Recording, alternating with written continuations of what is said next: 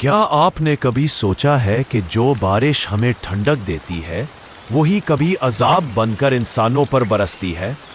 آئیے جانتے ہیں کہ اسلام بارش کو کس نظر سے دیکھتا ہے۔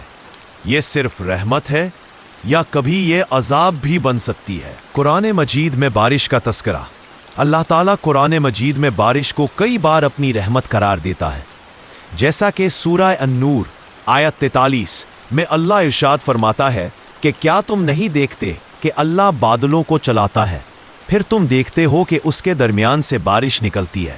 یہ بارش زمین کو زندگی بخشتی ہے، فصلیں اگاتی ہے، پیاس بجھاتی ہے اور مخلوق کی پرورش کرتی ہے۔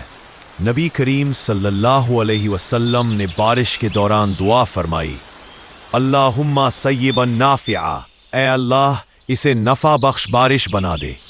بارش ایک بڑی نعمت ہے، لیکن اس کے لیے شکر گزار بننا ضروری ہے۔ یہ میرے رب کی طرف سے ہے، لیکن اگر لوگ نافرمان ہو جائیں، ظلم عام ہو جائے اور اللہ کی نعمتوں کی ناقدری کی جائے تو یہی بارش عذاب بن سکتی ہے۔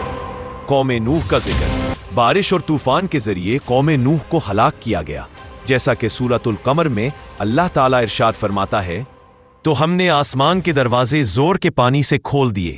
بارش کے وقت کی دعائیں اور اعمال۔ بارش کے وقت دعا قبول ہوتی ہے۔ بارش میں بھیگنے میں سنت ہے۔ سجدہ اور استغفار کا وقت ہے۔